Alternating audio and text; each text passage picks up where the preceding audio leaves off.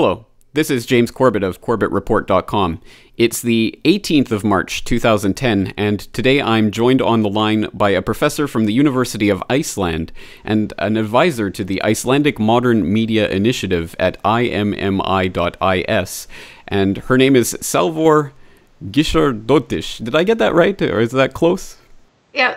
Okay, excellent. Almost. Well, Fine. I'll let you introduce yourself for the listeners, but since this is the first time that we've talked, maybe you can introduce yourself and tell us a little bit about how you came to be involved with the Icelandic Modern Media Initiative. I'm Salvör from Iceland, and I have been involved in several internet activist projects during the years, and also trying to, as a political activist, trying to change the system of Iceland. And I'm very much involved in Wikipedia, the Icelandic Wikipedia, because I believe in free culture and everyone should have access to information.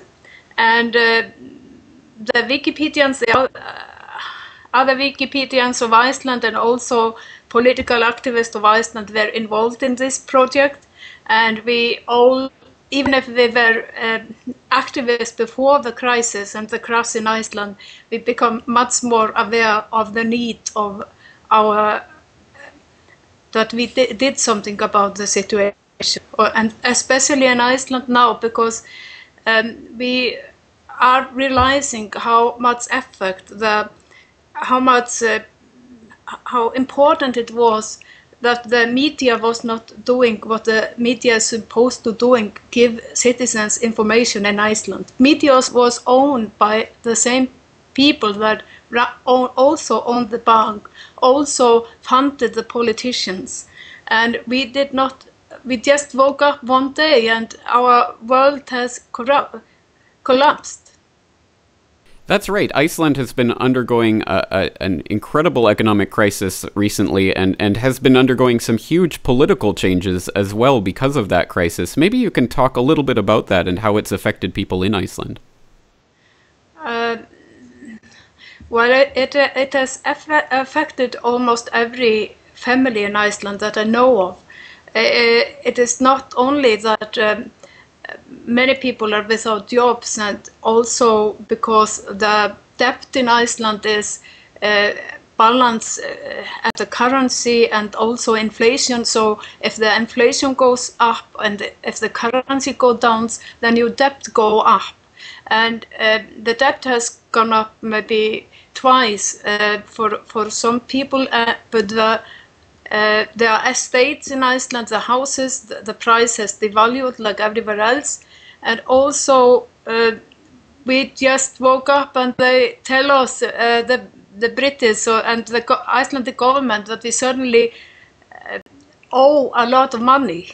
And we did not realize about, for example, I am originally educated as an economist, so I should understand that, and I follow what is going on in Iceland, but I was very much surprised of it. I had not heard of Icesave before there was a referendum just a week ago in Iceland about should we pay Icesave bills. That was a huge amount of bills that we woke up and we were supposed to owe that, not to something in Iceland, but owe that to the government of Britain and Holland. Yes, that's right. And how did that referendum turn out? The referendum turned out extremely. The government of Iceland, they wanted people either to stay at home or to vote yes, but I think almost all. I think it was over 90% that voted no. So there was a very big no from Iceland.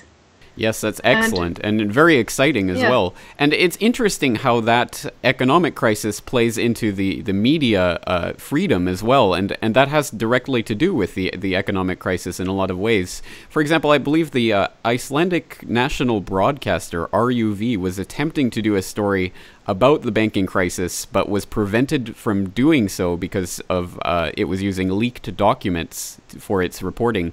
And cases like that have spurred people to get behind this Icelandic Modern Media Initiative. So maybe you can tell us about that and what people are proposing and why this is so important for not just Iceland, but the entire world, really.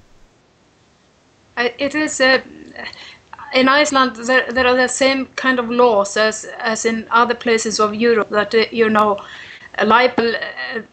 There are libel laws, but also and you can the people that have something to do with it, they can like in this case they didn't allow they called the lovers and told that the media couldn't put on air some news about the company. Even if there was a crisis in Iceland, even if we, the citizens of Iceland, were supposed to pay the debt of this bank, we weren't allowed to any information about what was happening and what caused this to happen. And the only thing, the information that we got was a link that was on the Icelandic television, linked to WikiLeaks. So we had to rely upon information from outside. And just to say, the libel laws are, even if the libel laws are relatively relaxed in Iceland, so it's not big amount of money. The Icelandic citizen, businessmen, they can go to Britain and they can file a lawsuit there. And they did that, for example, against my brother, and he lost his house because of that. So it's really affecting everyone, this media situation.